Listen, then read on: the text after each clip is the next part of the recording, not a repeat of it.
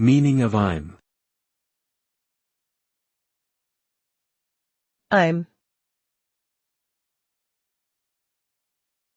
I'm. I'm. I'm. I'm is a contraction of I am.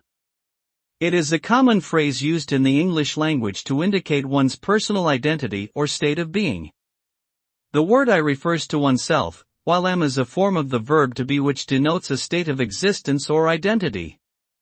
The contraction I'm is simply a shortened version of these two words and is commonly used in both spoken and written English.